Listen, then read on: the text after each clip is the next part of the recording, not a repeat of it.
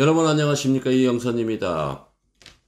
오늘은 스포츠혁신위원회의 비겁함과 오만함에 대해서 언급해 보도록 하겠습니다. 정부는 지난해부터 스포츠 혁신에 대한 내용들을 많이 출범하려고 노력을 했었죠. 2018년 10월 26일 날 학교체육진흥회가 발족이 됐고요. 이 발족된 내용은 배경에 대해서는 2012년 학교체육지도법이 제정이 되고 6년 만에 학교체육진흥회가 발족이 됐다는 내용이에요. 그리고 2019년 2월 11일 스포츠혁신위가 또 출범을 하게 되고요. 또 지난 또 3월 10일 날 스포츠개혁포럼이 또 출범이 하게 됩니다. 그동안 우리나라 대한민국 스포츠가 이제 많은 부침을 많이 당했었는데, 이번 기회에 새로운 패러다임을 완성하기 노력하면서 개혁의 의지를 발표했었습니다. 그래서 지난 6월 4일 날 스포츠혁신위는 학교체육진흥 정상화 2차 본부를 발족을 하게 되죠. 그동안 스포츠혁신위는 수차례 대한민국 체육에 대한 혁신에 대해서 권고안을 시리즈로 발표합니다. 우리 또 학교 체육에 대한 거는 2차 공고안 2019년 6월 4일 날 학교 체육 스포츠 정상화 초점 2차 공고를 발표하기도 했었죠.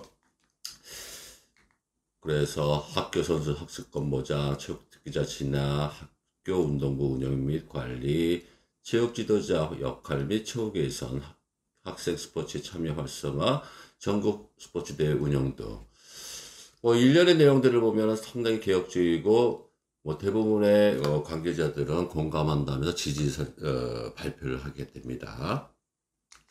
저 또한도 많이 공감을 했었고요. 그런데 요즘 와서 좀 문제점이 발생이 돼요. 2019 국가 문체위 증인채 때 갈등 여전, 문경란 위원장 참석 여부는 문체위 진통 끝 국감재개, 문경란 증인 채택 여부 재협의. 저는 이 내용을 보면서 많은 의문점을 부여하게 됩니다. 왜 스포츠 혁신위가 이렇게 정부가 원하는 개혁의 바람, 그 다음에 협력한 공을 세웠는데 정작 국정감사에 증인 채택에 숨어 다니시는지 이해가 안 갑니다. 그리고 여당에서도 왜 스포츠혁신위의 문경란 위원장의 증인 채택을 왜 반대를 하는지, 그 점에 대해서는 전 이해가 가지 않습니다.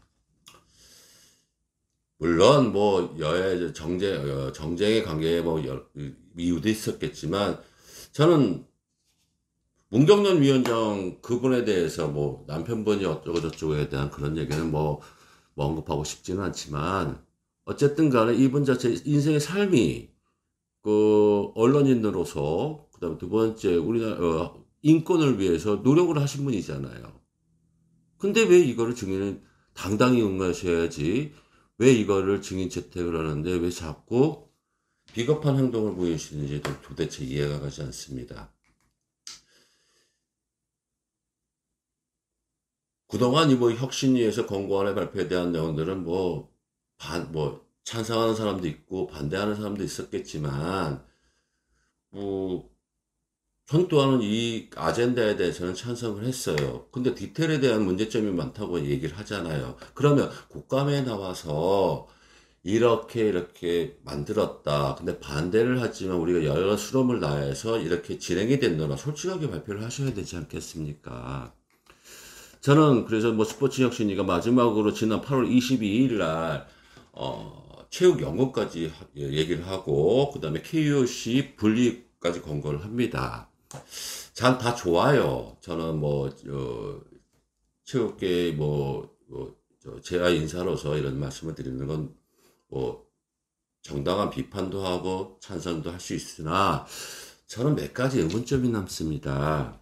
어떠한 정책을 만들 때 자신끼리만 모여서 졸속적으로 만들어 결정하면 상대방이 반대하면 할 말이 없어요. 과연 이렇게 오를까 말까 하면서 자기들끼리 리그에서 만들었다면 저 불만사항이 많을 거 아닙니까? 이런 걸 만들 때는 국민들의 공개 토론도 거치고 검증을 하고 공감대를 설정을 해야 되는데 저는 이 문제에 대해서 좀 지난 3월부터 해갖고 한 3, 4개월 정도로 해갖고 어떤 표본에서 어떤 공개 수렵을 함에 인해서 이렇게 시리즈를 해서 권고안이 발표가 되는지 도무지 이해가 가지 않습니다. 아젠다는 좋았어요. 그러나 받아들이는 입장에서 불만이 많잖아요. 그러면 이거에 대해서 어떤 토론회장이나 여론 수렴을 하셔야 되는 건데 어떤 표본상에서 이루어진 건지 저는 이해가 가지 않습니다. 그 디테일의 문제가 있었다는 얘기잖아요. 자, 저는 또 한 가지를 여쭤보고 싶습니다. 우리가 쉽게 예를 하나 드릴게요. 우리가 재개발을 한다고 생각을 합시다. 재개발을 하게 되면요, 토지공사에서 이제, 정책에 대해, 이 땅의 효율성이 있나 없나 확인을 하잖아요. 그러면, 주민설명회도 열고, 그 다음에 토지 사업 검토도 하고, 감정평가도 이루어지면서 많은 여론조사를 하면서 토지를 수용을 하잖아요. 그렇게 되면, 반대 측에서는 땅값 올리고 이렇게 반대 여론도 있겠죠. 그 다음에 재개발하면 얼마나 또 세월이 하겠습니까만, 그럼 몇 년이 걸려요. 그러면 제가 뒤 화면처럼 있으면서 이제 모델하우스가 이제 만들어주고 아파트가 들어가잖아요. 이 점은 또 말라면 5년, 10년 정도 걸리죠. 근데 우리는 어떠한 사업, 이 정책의 평가가 어떻게 이루어졌는지 당사자들은 모른다는 거잖아요. 근데 여기 있는 혁신위의 사람들은 수많은 토론회를 거치고 어쩌고저쩌고 얘기를 하세요. 근데 제 주변에 관계자 된 사람들한테 물어보면 토론에 참여한 적도 없고 어떠한 적도 없고 아무것도 없다는 내용이에요.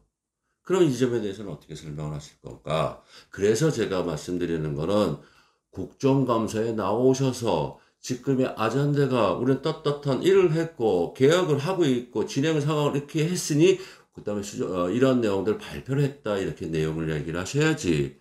왜 그거에 대해서 뭐가 불이인지 왜 문화체육관광위원회 위원장 자체도 왜 이거에 대해서 어떤 발표를 안 하십니까? 이거에 담당하는 주부서인 국정감사에 해당 본과위원회에서는 왜 여당과 야당의 판이 갈려가면서 이렇게 증인책 대결에서 지금 불참을 하는 이유인지 도대체 이해가 가지 않습니다.